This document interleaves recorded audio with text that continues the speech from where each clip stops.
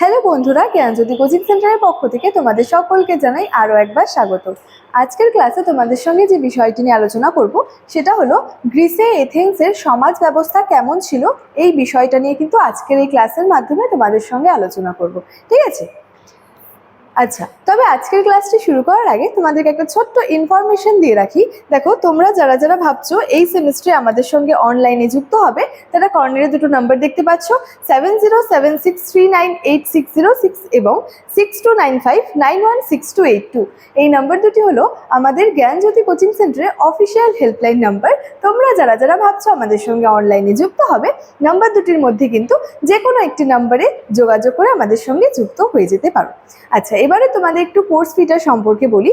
দেখো, তোমাদের course fee আগে যেটা ছিল সেটা ছিল হচ্ছে 1199 রুপিস, ঠিক আছে? কিন্তু এটা কিন্তু তোমাদের এখন পে করতে হচ্ছে না, ঠিক আছে?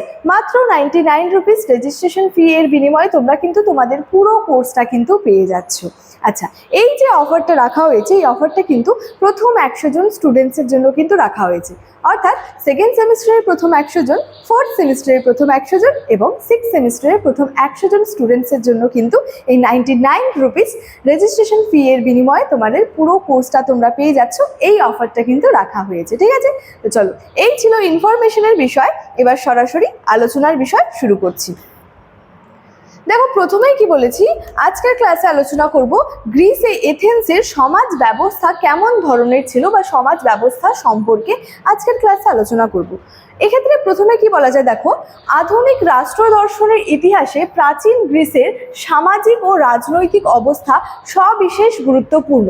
তাহলে আধুনিক যে রাষ্ট্র দর্শনের ইতিহাসটা রয়েছে, সেই ইতিহাসের মধ্যে আমরা কি দেখতে পাবো, প্রাচীন গ্রিসের এই যে সামাজিক এবং রাজনৈতিক যে অবস্থাটা রয়েছে, এটা কিন্তু বিশেষভাবে কিন্তু গুরুত্বপূর্ণ রয়েছে।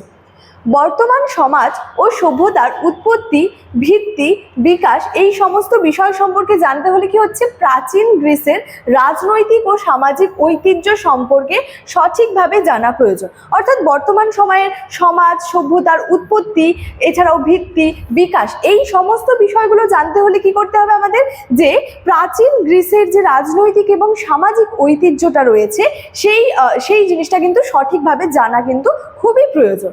এছাড়াও কি, গ্রিক নগর রাষ্ট্রগুলির রাজনৈতিক অবস্থা ভিন্ন ভিন্ন হলেও সেখানে এগুলোর যে সামাজিক স্তরবিন্যাস ছিল বা বিভাজন ছিল, সেগুলো কিন্তু প্রায় অভিন্ন ছিল। অর্থাৎ কি বলা যায়, যে গ্রিসের যে আর কি নগর রাষ্ট্রগুলি রয়েছে, সেখানে রাজনৈতিক অবস্থা বা ব্যবস্থাটা কিন্তু ভিন্ন ভিন্ন থাকলেও এগুলির সামাজিক যে স্তরবিন্যাসটা রয়েছে, সেটা কিন্তু বলা যায় যে প্রায় অভিন্ন কিন্তু ছিল। সামাজিক শ্রেণীগুলির নামকরণের ক্ষেত্রে ভিন্নতা থাকলেও প্রকৃতিগত পার্থক্য কিন্তু তেমন একটা ছিল না, ঠিক আছে?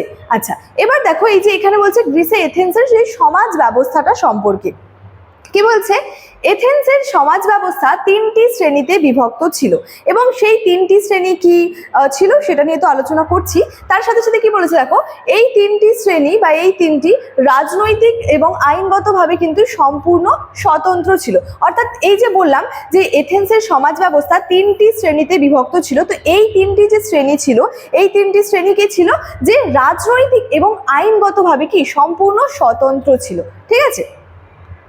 আচ্ছা, এবার দেখো, মূলত যে এথেন্সের যে সমাজ ব্যবস্থা 3টি শ্রেণীতে বিভক্ত ছিল, তো সেই 3টি শ্রেণী মূলত কি ছিল, দেখো, প্রথম শ্রেণী ছিল হচ্ছে যে নাগরিকগণ, দ্বিতীয় শ্রেণীতে ছিল মেটিক্স বা বিদেশিগণ, তৃতীয় শ্রেণীতে কি ছিল, যে দাস। এই 3টি শ্রেণী মূলত নিয়ে কিন্তু আজকের ক্লাসে আমরা আলোচনা করব, ঠিক আছে?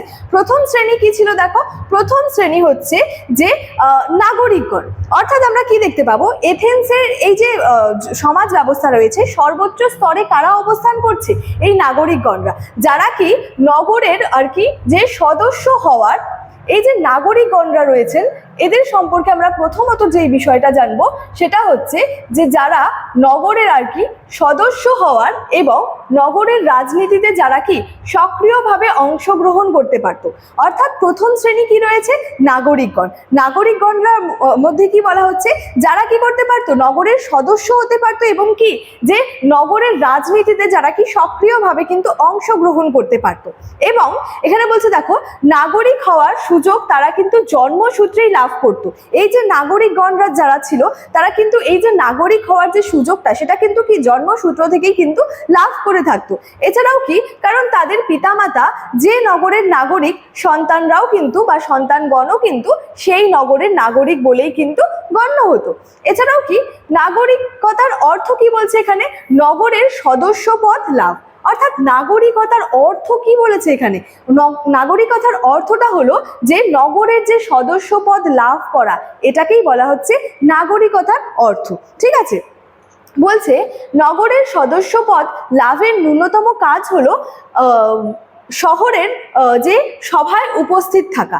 তাহলে নগরের সদস্যপদ লাভের ন্যূনতম কাজ কি, ন্যূনতম কাজ হলো যে শহরের সভায় উপস্থিত থাকা। এবং এই নাগরিকগণরা কি আবার দুটি শ্রেণীতে কিন্তু বিভক্ত ছিল, একটা হচ্ছে নোবেলস এবং একটা হচ্ছে কমন্স। ঠিক আছে, তো প্রথম শ্রেণীর মধ্যে আমরা কি দেখলাম, নাগরিকগণ সম্পর্কে কিন্তু আলোচনা করলাম।